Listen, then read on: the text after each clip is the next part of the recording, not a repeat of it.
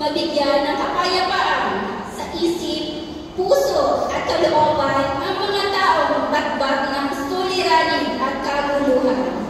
Mabigyan ng kagalingan ang lahat ng uri ng karamdamang pisikal at espiritual. At higit sa lahat, tumanggap ang bawat isa ng kaligtasang alok ng Diyos sa pamamagitan ng kanyang bugtong na anak, ang Panginoong Jesucristo. Amen! Amen! At ngayon po, tawagin na po natin para magbigay sa atin ng inspirational message, Sister Terry, sino po? Brothers and sisters, we have here the inspiration message by Reverend Father Lawrence Labi. By Reverend Father Lawrence Labi. These are the leaders of the house of God's Peace of St. Catherine's Church, and peace of Lord Nicholas, given the pleasure of all prayer groups. Muli po, i-welcome po natin Father Lawrence Labi.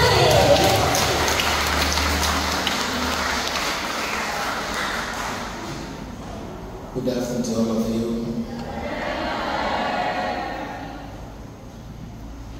This short message is for all of you.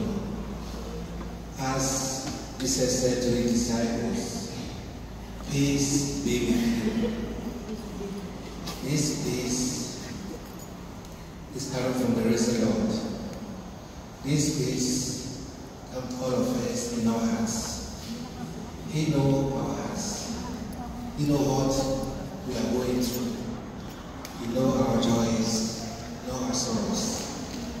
But this peace is a peace that will give us consolation, that will give us hope, that will give us encouragement. For this anniversary, the first anniversary of the Divine Master,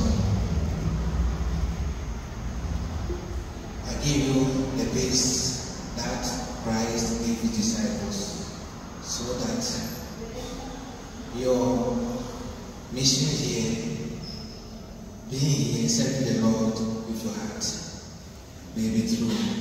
Because loving each other is one that he wants us to do. Without love, we are going to be here. So love is very important. Despite our all shortcomings, despite our conflicts,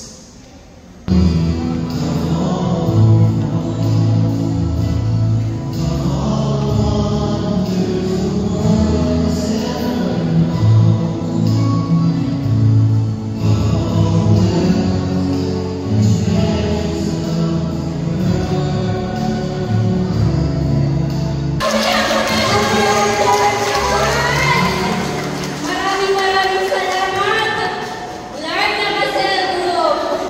And happy 31st anniversary to Limassol Chapter. And ako nga po pala si Carolina King Sharp na lang. Salamat sa kanilang pangalan mo sa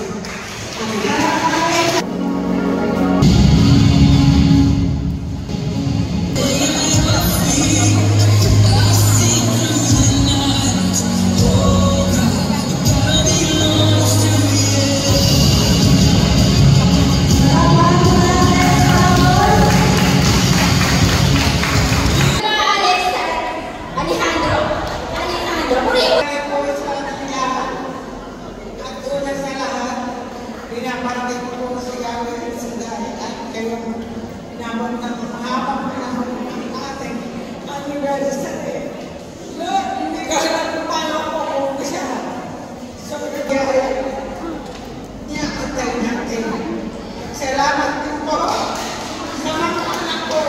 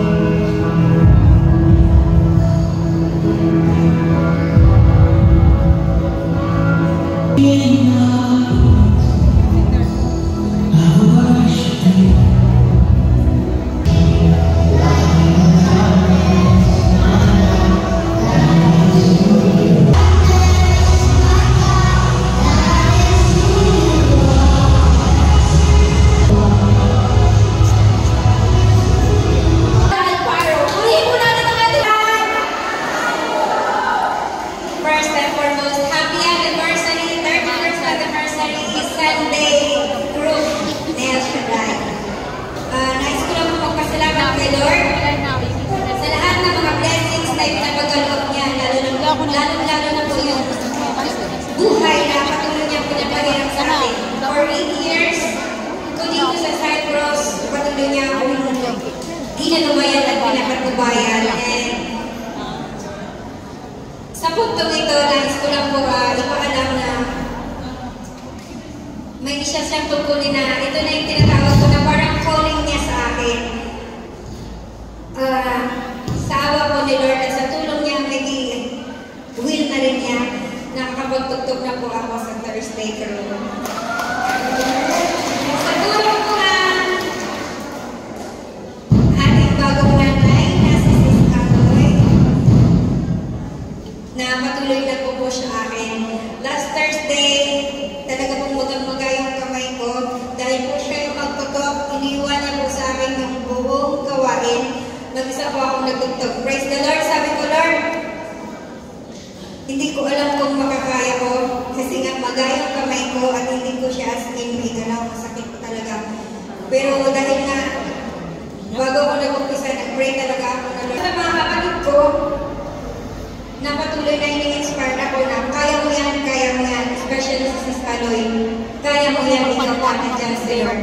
Huwag yung dahil ng sakit, kahusay, katulad ng mga manunugtog natin dito, pero pumasok po ako na kami po paala. Salamat po sa gabay at patnubay protection sa aming kanya-kanyang pamilya sa Pilipinas at sa aming mga pinagtatrabuhan.